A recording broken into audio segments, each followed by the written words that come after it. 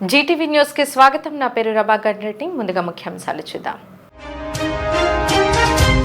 యోగాంధ్రను విజయవంతం చేయాలి, అధికారులకు సీఎం చంద్రబాబు సూచన.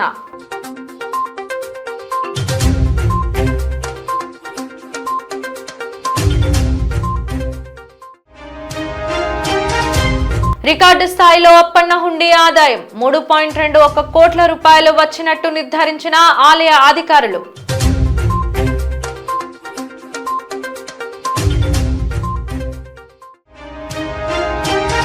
యుద్ధ వాతావరణాన్ని ప్రజలందరూ వ్యతిరేకించాలి, దేశ ప్రజలకు అఖిలపక్ష కార్మిక సంఘం నేతల పిలుపు.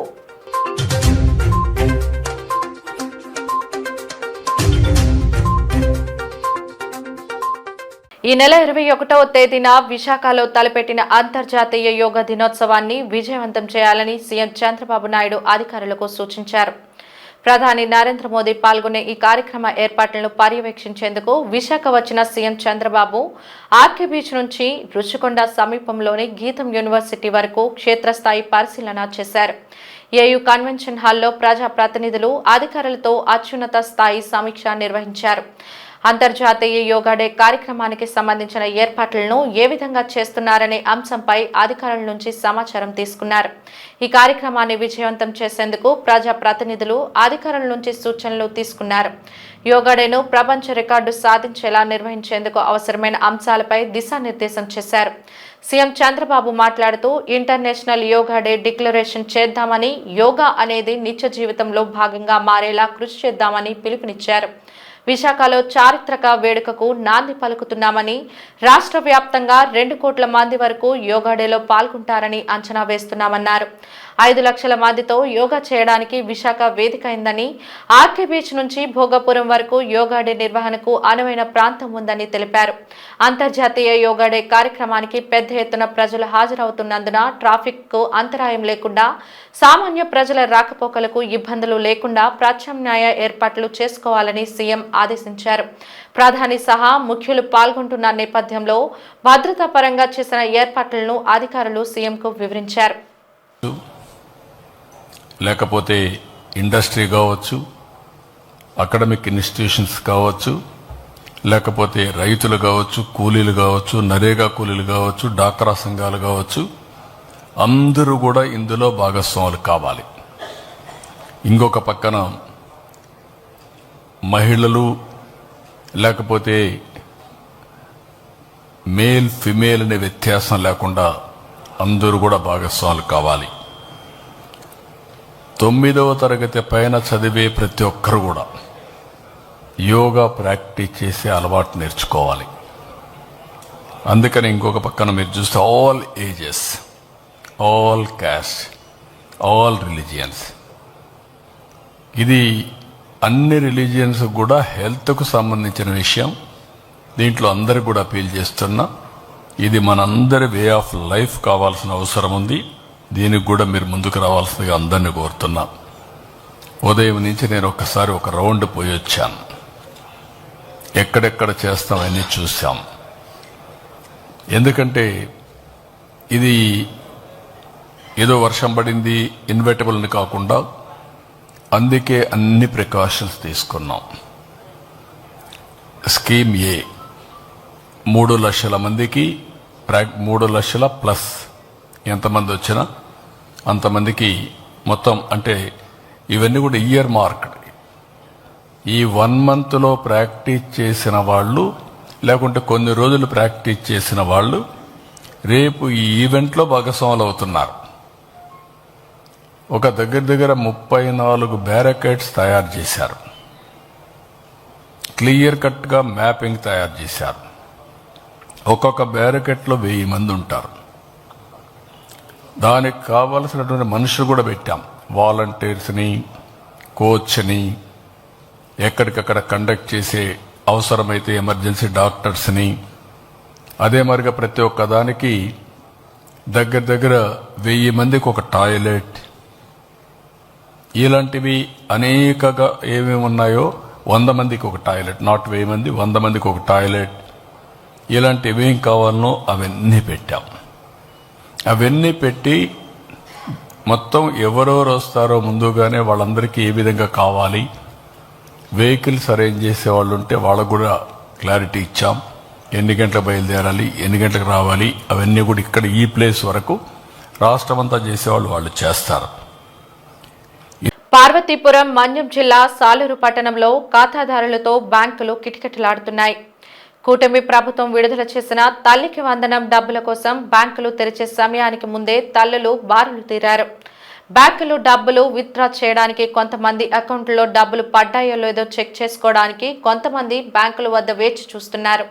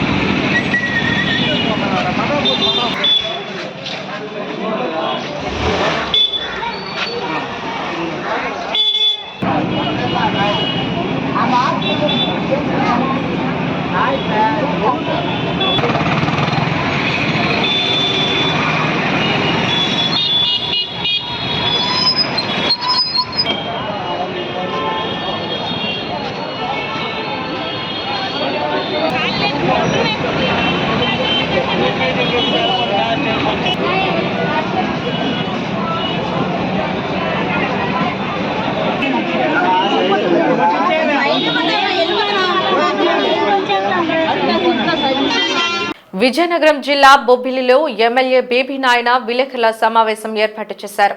ఎన్నికల సమయంలో కూటమి ఇచ్చిన హామీలు అన్నింటినీ అమలు చేసి తీరుతామని ఆయన పేర్కొన్నారు. రాష్ట్రాన్ని అభివృద్ధి పథకంలోకి తీసుకెళ్లేందుకు కూటమి ప్రభుత్వం కట్టుబడి ఉంటుందని స్పష్టం చేశారు.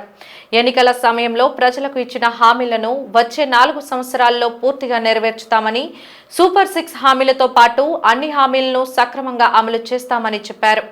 వైసీపీపై తీవ్ర విమర్శలు చేసిన ఆయన ఆ పార్టీ అధికారంలోకి వచ్చిన తరువాత అభివృద్ధిని పక్కన పెట్టి ప్రజలను మోసం చేస్తూ ఇచ్చిన హామీలను అమలు చేయకుండా దోపిడీ పాలన సాగించిందని ఆరోపించారు. ప్రజలు ఎంత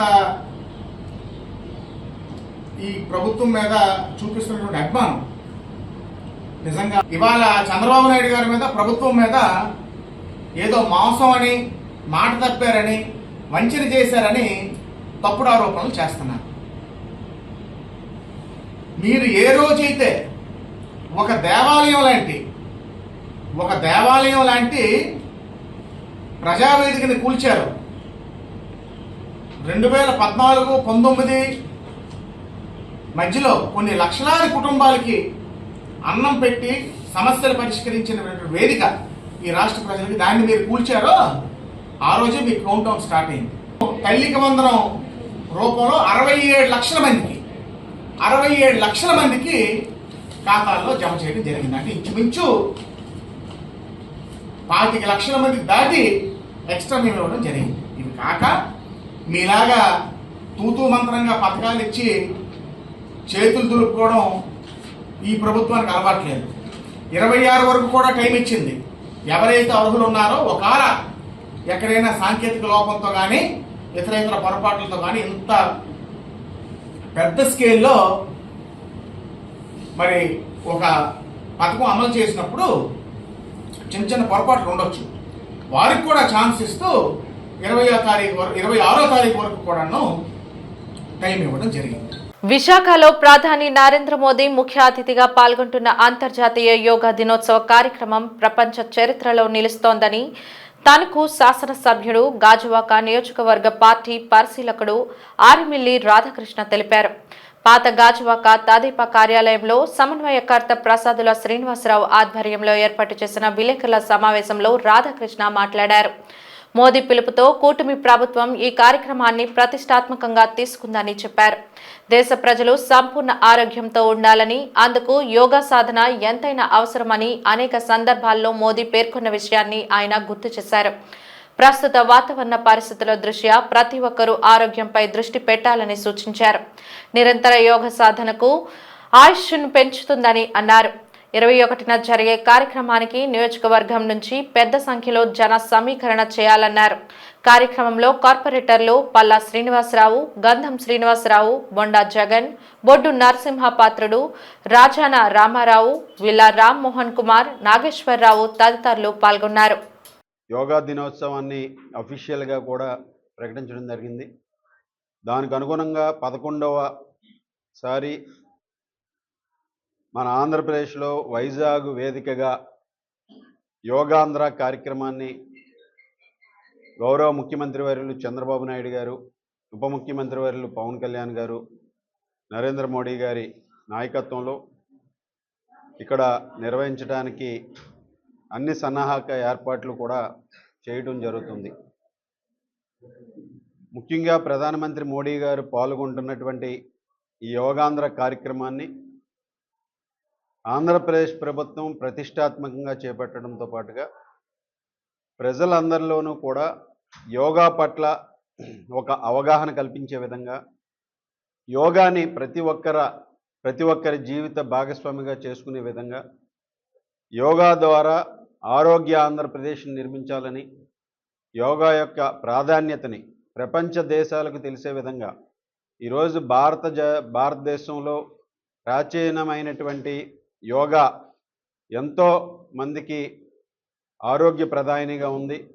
అటువంటి యోగాని ఈరోజు ప్రజలందరిలోనూ కూడా భాగస్వామ్యం చేసే విధంగా, ప్రతి ఒక్కరి జీవితంలోనూ కూడా భాగస్వామ్యం చేసే విధంగా ఈ యోగా ద్వారా, యోగాంధ్ర ద్వారా ప్రజల్లో చైతన్యం తీసుకొచ్చి ముఖ్యంగా ఆరోగ్యవంతమైనటువంటి సమాజాన్ని నిర్మించాలనే ఒక లక్ష్యంతో ఈ కార్యక్రమాన్ని ఏర్పాటు చేయడం జరిగింది.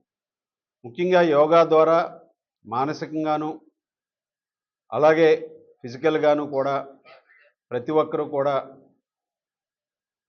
ఆరోగ్యవంతంగా ఉండి ఒక ఆరోగ్యవంతమైనటువంటి సమాజాన్ని నిర్మించాలనే లక్ష్యంతో ముందుకు వెళ్తున్నాం.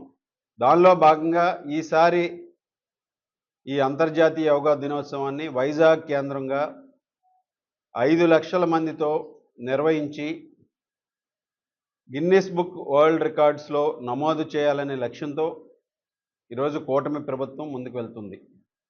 దానికి అనుగుణంగా ఈ యోగాంధ్రకు సంబంధించి ఇక్కడ ఈ 5 లక్షల మంది పాల్గొనే విధంగా చేసేటటువంటి ఏర్పాట్లలో గౌరవ ముఖ్యమంత్రి చంద్రబాబు నాయుడు గారు, తెలుగుదేశం పార్టీ జాతీయ ప్రధాన కార్యదర్శి మంత్రివర్యులు యువ నాయకులు లోకేష్ గారు, అలాగే ఉప ముఖ్యమంత్రి వర్యులు పవన్ కళ్యాణ్ గారు అందరూ కూడా ఈ ఏర్పాట్లను ఎంతో ప్రతిష్టాత్మకంగా తీసుకుని అన్ని విధాలుగాను కూడా దీన్ని విజయవంతం చేయాలనే లక్ష్యంతో వెళ్తున్నారు. చంద్రబాబు నాయుడు గారు, పవన్ కళ్యాణ్ గారు, లోకేష్ గారు, అదేవిధంగా మోడీ గారితో పాటుగా మనం దాదాపు 26 కిలోమీటర్ల స్ట్రెచ్లో బీచ్ రోడ్ నుంచి ప్రారంభించుకుని ఈరోజు 26 కిలోమీటర్ల స్ట్రెచ్లో 5 లక్షల మందితో యోగా దినోత్సవాన్ని, యోగాంధ్రని చేపట్టడం మనందరికీ కూడా తెలుసు. దానిలో భాగంగా ముఖ్యంగా గాజువాక నియోజకవర్గం నుంచి మన రాష్ట్ర అధ్యక్షులు, స్థానిక శాసనసభ్యులు పల్లా శ్రీనివాసరావు గారి నాయకత్వంలో 60,000 మంది ఈ నియోజకవర్గం నుంచి పాల్గొనాలనే లక్ష్యంతో పెట్టుకోవడం జరిగింది. ఏపీ మేధరి సంఘం కార్యవర్గ ప్రమాణ స్వీకార కార్యక్రమం విశాఖ శ్రీ క్రాంతి థియేటర్ కళ్యాణ మండపంలో జరిగింది. కార్యక్రమానికి దక్షిణ నియోజకవర్గం ఎమ్మెల్యే వంశీకృష్ణ శ్రీనివాస్ ముఖ్య అతిథిగా పాల్గొన్నారు. ఈ సందర్భంగా ఆయన మాట్లాడుతూ వెదురు మీద ఆధారపడి జీవనోపాధి సాగిస్తున్న తమను ఎస్టీ జాబితాలో చేర్పించాలన్న మేధర కులస్తుల డిమాండ్ న్యాయమైనదని అన్నారు. ఈ విషయమై తన వద్ద కృషి చేస్తానని హామీ ఇచ్చారు. రాష్ట్ర జనాభాలో అధిక శాతం ఉన్న బీసీలదే రాజ్యమని, కులహంకారం ప్రదర్శిస్తే బుద్ధి చెబుతామని అన్నారు. ఆర్థిక వెనుకబాటుతనంపై ఎవరికి వారు విశ్లేషణ చేసుకుని సమస్య నుంచి బయటపడే ప్రయత్నం చేయాలని పిలుపునిచ్చారు. రాష్ట్ర మేధర సంఘం కార్యదర్శి పోలిపల్లి నాగరాజు మాట్లాడుతూ ప్రపంచానికి నాగరికత నేర్పిన తాము దుర్భర జీవితాలను గడుపుతున్నామని ఆవేదన వ్యక్తం చేశారు. ఎరుకులు, చెంచులు, గిరిజనుల మాదిరిగానే తమను కూడా ఎస్టీ జాబితాలో చేర్పించాలని డిమాండ్ చేశారు.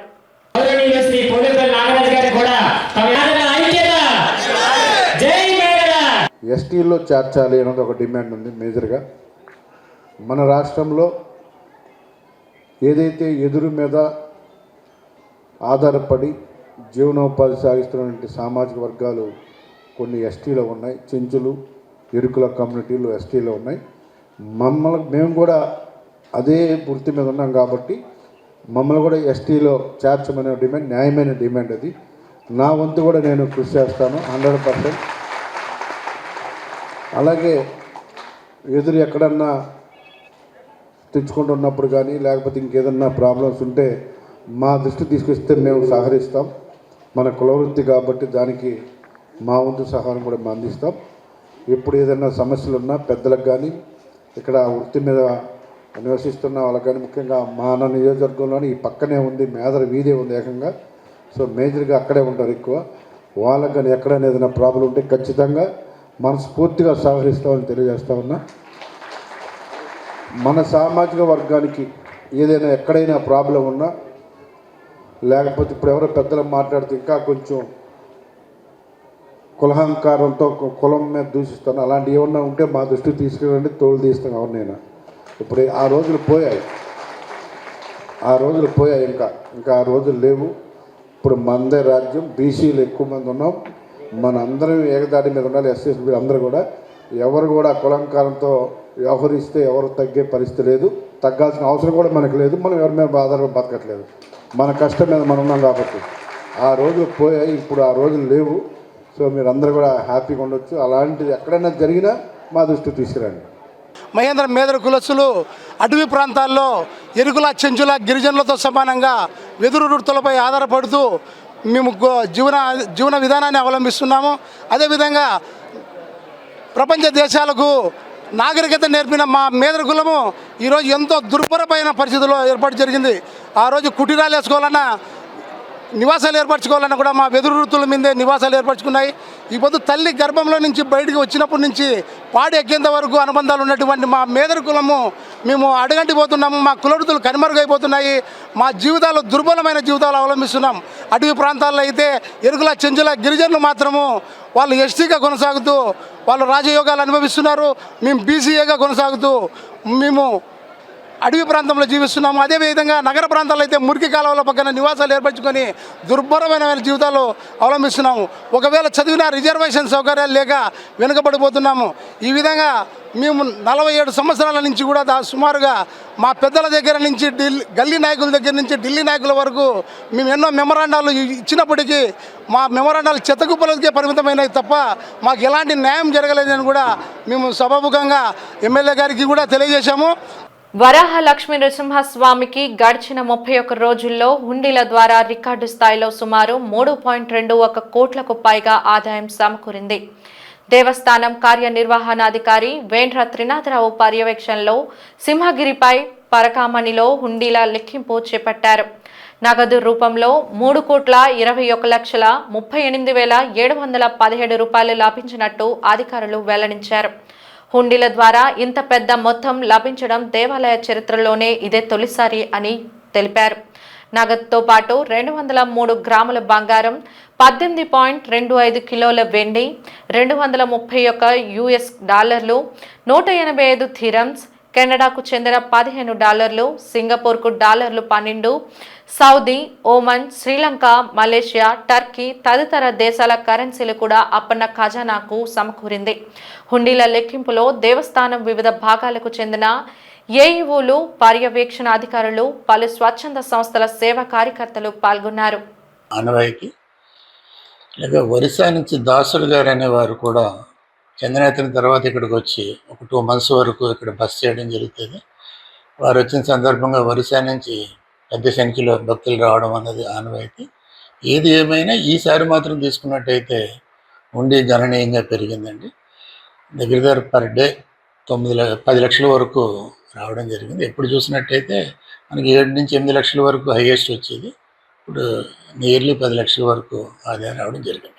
ఇంకా బంగారం వెండితో పాటు భక్తులకి మన దేవుడు అంటే ఎక్కువ పెరిగిందంటారా? అంటే స్వామివారి మీద అంటే వచ్చి స్వామివారిని దర్శనం చేసుకుంటే కోరిన కోరికలు తీరుతాయనే నమ్మకం, ఆ నమ్మకంతోనే వచ్చి దర్శనం చేసుకోవడం, వారు కోరికలు కోరుకోవడం, కోరికలు నెరవేరిన తర్వాత వచ్చి స్వామివారికి ముడుపులు మొక్కుబడులు చెల్లించుకోవడం అనేది ప్రతి సంవత్సరం వచ్చి ఆనవాయితీగానే వస్తుంది. కోవిడ్ తర్వాత మీరు ఇయర్ టు ఇయర్ తీసుకున్నట్టయితే భక్తుల సంఖ్య పెరుగుతుంది, ఆదాయం కూడా గణనీయంగా పెరుగుతుందండి.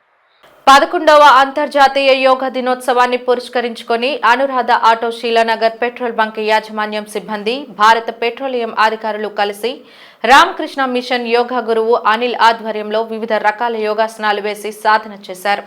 ఈ సందర్భంగా నిర్వాహకులు మాట్లాడుతూ శరీరంతో పాటు మనసు మానవ ఆధీనంలో ఉంచేందుకు యోగా ఒక సాధనమని, దీన్ని ప్రతి ఒక్కరూ దినచర్యలో భాగంగా సాధన చేసి తమ యొక్క ఆరోగ్యాన్ని మెరుగుపరుచుకోవాలని కోరారు. ఈ కార్యక్రమంలో సిబ్బంది సుమారుగా 70 మంది పాల్గొన్నారు.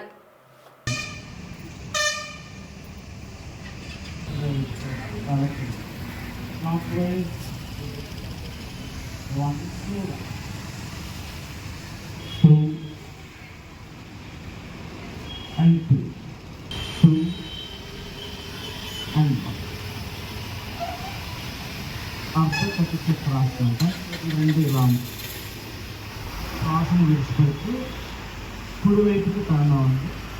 కుడివైపు ఫ్రీగా ఉంటుంది. శ్వాసను స్ట్రైట్గా శ్వాసను విడిచిపెట్టి ఎడం వైపు. వేమన పద్యాలతో కూచిపూడి నృత్య ప్రదర్శన భలా అనిపించింది. చిన్నారుల కళ, అభినయం మంత్రముగ్ధులను చేసింది. ఇందుకు విశాఖ జిల్లా గాజువాక సమీపం గొంతినవానిపాలెంలోని సుందర్ విశ్వతేజ చారిటబుల్ ట్రస్ట్ వేదిక అయింది.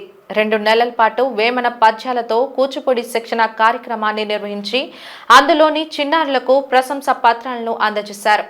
సామాజిక సేవే లక్ష్యంగా పనిచేస్తున్న తమ సంస్థ వేసవిలో ఉచిత నృత్య శిబిరాన్ని ఏర్పాటు చేసి చిన్నారులు దాగి ఉన్న ప్రతిభను వెలికితీసినట్లు ట్రస్ట్ చైర్మన్ ప్రియదర్శిని, కార్యదర్శి జోనా తెలిపారు. తెలుగు రాష్ట్రాల్లో ట్రస్ట్ కార్యకలాపాలు కొనసాగించనున్నట్లు తెలిపారు. కార్యక్రమంలో కోశాధికారి ఎన్ మణి, నందు, విశిష్ట అతిథి ఏ సాయి, చిన్నారుల తల్లిదండ్రులు పాల్గొన్నారు.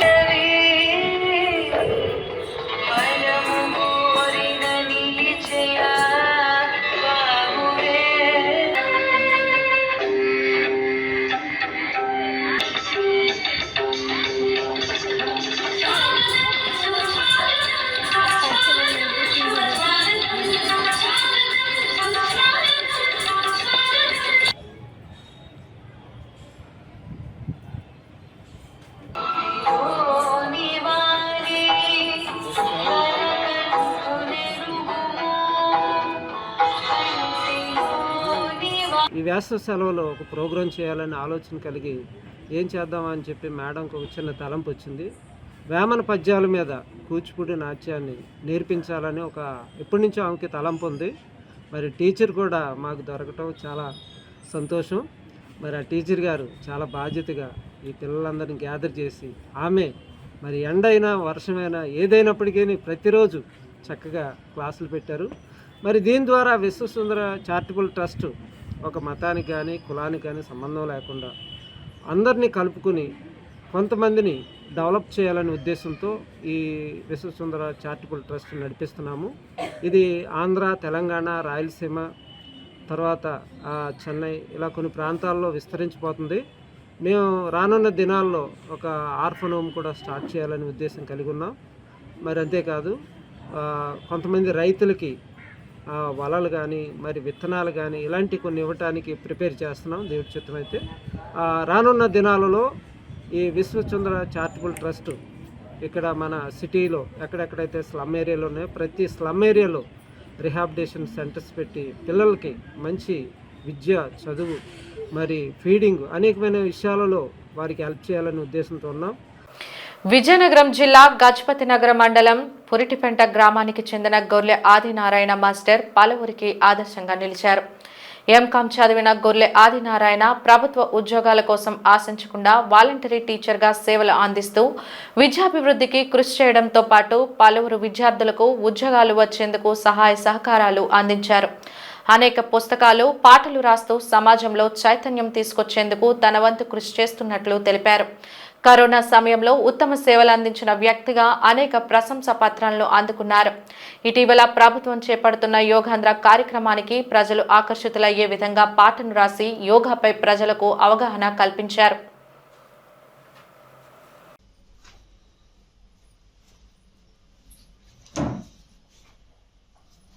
యోగాంధ్ర 2025ను పురస్కరించుకొని అంతర్జాతీయ యోగా దినోత్సవం జూన్ 21ని జరుగుతున్న సందర్భంగా నేను రాసిన పాట పేరు నవ్యాంధ్ర కావాలి యోగాంధ్రగా. పల్లవి చరణాలతో. ప్రతిరోజు చెయ్యాలి యోగాలు అందరూ, ఆరోగ్యం పొందాలి ఆంధ్ర ప్రజలందరూ. ప్రతిరోజు చెయ్యాలి యోగాలు అందరూ, ఆరోగ్యం పొందాలి ఆంధ్ర ప్రజలందరూ. ముఖ్యమంత్రి చంద్రబాబు పిలుపు మేరకు నవ్యాంధ్రను యోగాంధ్రగా మార్చేందుకు. ముఖ్యమంత్రి చంద్రబాబు పిలుపు మేరకు నవ్యాంధ్రను యోగాంధ్రగా మార్చేందుకు. లక్షలాది తరలి రండి విశాఖ వేదికకు, లక్షలాది తరలి రండి విశాఖ వేదికకు. స్వర్ణాంధ్రను చేద్దాం గిన్నిస్ బుక్ రికార్డుకు. ప్రతిరోజు చెయ్యాలి యోగాలు అందరూ, ఆరోగ్యం పొందాలి ఆంధ్ర ప్రజలందరూ. మానసిక ఒత్తిడి తొలగేందుకు, మానసిక ప్రశాంతత కలిగేందుకు. మానసిక ఒత్తిడి తొలగేందుకు, మానసిక ప్రశాంతత కలిగేందుకు. ప్రతి మనిషి ఆరోగ్యంగా ఉండేందుకు, ప్రతి మనిషి ఆరోగ్యంగా ఉండేందుకు. ప్రతిరోజు ఆనందం పొందేందుకు. ప్రతిరోజు చెయ్యాలి యోగాలు అందరూ, ఆరోగ్యం పొందాలి ఆంధ్ర ప్రజలందరూ. శ్వాస మీద ధ్యాసే సరి అయిన యోగా, యోగా బాగు చేయు జీవితాల్ని బాగా. శ్వాస మీద ధ్యాసే సరి అయిన యోగా, యోగా బాగు చేయు జీవితాల్ని బాగా. జీవితములో కావాలి యోగా ఒక భాగం, జీవితములో కావాలి యోగా ఒక భాగం. రోగాలను పోగొట్టే యోగే మన భాగ్యం, రోగాలను పోగొట్టే యోగే మన భాగ్యం. పాలస్తీనా ఇరాన్లపై ఇజ్రాయెల్ యుద్ధోన్మాదాన్ని ప్రజలు ఖండించాలని, పాలస్తీనా ప్రజలకు అండగా నిలవాలని, అమెరికా సామ్రాజ్యవాదాన్ని వ్యతిరేకించాలని సిపిఐ రాష్ట్ర సహాయ కార్యదర్శి జేవి సత్యనారాయణమూర్తి, సిపిఎం జిల్లా కార్యదర్శి వర్గ సభ్యులు డాక్టర్ బి గంగారావు ప్రజలకు పిలుపునిచ్చారు. వామపక్ష పార్టీల పిలుపు మేరకు నేడు విశాఖలో వామపక్ష పార్టీలు ఆర్టీసీ కాంప్లెక్స్ దరి గురజాడ విగ్రహం జంక్షన్ నుండి ఆశలమెట్ట మీదుగా జీవీఎంసీ గాంధీ విగ్రహం వరకు యుద్ధం వద్దు, అమెరికా సామ్రాజ్యవాదం నశించాలి, పాలస్తీన్లపై ఇజ్రాయెల్ ఊచకోతలను ఖండించండని పెద్ద ఎత్తున నినాదాలు చేస్తూ ప్రదర్శన చేపట్టారు. ఈ సందర్భంగా నాయకులు మాట్లాడుతూ గాజాలోని పాలస్తీన్లపై ఇజ్రాయెల్ ప్రభుత్వం సాగిస్తున్న ఊచకోతను తీవ్రంగా ఖండించారు. 20 మాసాలకు పైగా ఇజ్రాయెల్ చేస్తున్న దాడుల్లో 55,000 మందికి పైగా పాలస్తీన్లు మరణించారని గుర్తు చేశారు. వీరిలో మహిళలు, చిన్నారులే అధికంగా ఉన్నారన్నారు. ఆసుపత్రులు, పాఠశాలలు, శరణార్థుల కేంద్రాలతో సహా కీలకమైన మౌలిక వసతులన్నింటినీ ఉద్దేశపూర్వకంగా నాశనం చేశారన్నారు. ఇలాంటి దుశ్చర్యలను ప్రజలు వ్యతిరేకించాలని కోరారు. అమెరికా సంపూర్ణమైనటువంటి మద్దతు ఇస్తూ ఉంది. అమెరికా లేకపోతే ఫ్రాన్సు, బ్రిటన్ యొక్క మద్దతుతోనే ఇజ్రాయెల్ ఈ రకమైనటువంటి మానవ హననానికి పాల్పడుతున్నటువంటి పరిస్థితి ఉంది. అదే ఈరోజుని ఆఫ్రికా దేశాల్లోని ప్రజల స్వేచ్ఛ కోసం మాట్లాడితే వాళ్ళు తీవ్రవాదులు అని చెప్పని, నియంత్రణని చెప్పని వాళ్ళ మీద దాడులు చేసేటటువంటి పరిస్థితి ఉంది. ఒక విధంగా ప్రపంచాన్ని దోపిడీ చేసేటటువంటి పద్ధతుల్లో అమెరికా మద్దతుతోని ఇజ్రాయెల్ ఈ రకమైనటువంటి దాడులు చేస్తూ ఉంది.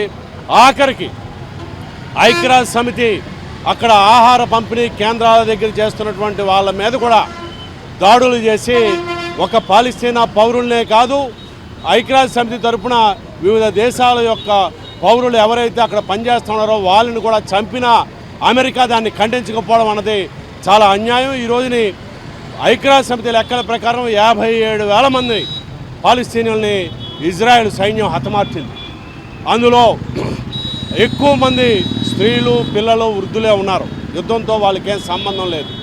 అదేవిధంగా మామూలు లెక్కలు చూసుకుంటే 1,00,000 మందికి పైగానే వాళ్ళని అక్కడ హత్యలు చేసినటువంటి నేపథ్యంలో తక్షణమే గాజా మీద ఇజ్రాయెల్ చేస్తున్నటువంటి దాడులను ఆపాలని వామపక్షాలుగా ఈరోజు దేశవ్యాప్తంగా ఈ ఆందోళన నిర్వహిస్తూ ఉన్నాము. పాలస్తీన్ జాతిని పూర్తిగా హననం చేసేటటువంటి బాంబు దాడుల్ని ఖండించకుండా, దానికి వ్యతిరేకంగా సంఘీభావంగా నిలబడకుండా ఈరోజు అమెరికాకి వంటగాగటం అనేటువంటిది భారతదేశాన్ని అంతర్జాతీయంగా ప్రతిష్ట దిగజార్చేటటువంటి విధంగా నరేంద్ర మోడీ ప్రభుత్వం వ్యవహరిస్తూ ఉన్నది.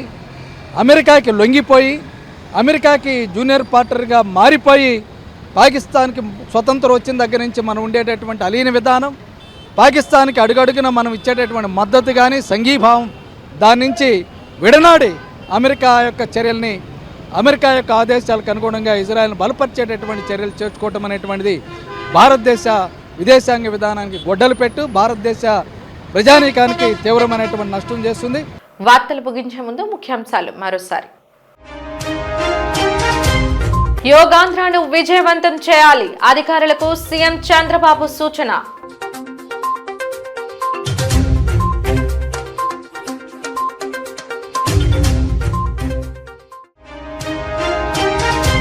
రికార్డు స్థాయిలో అప్పన్న హుండీ ఆదాయం 3.21 కోట్ల రూపాయలు వచ్చినట్టు నిర్ధారించిన ఆలయ అధికారులు.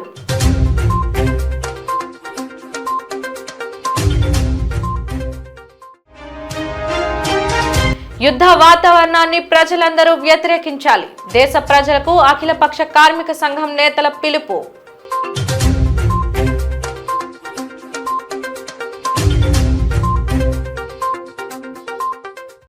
జీటీవీ న్యూస్ ఇంతటితో సమాప్తం. నమస్కారం.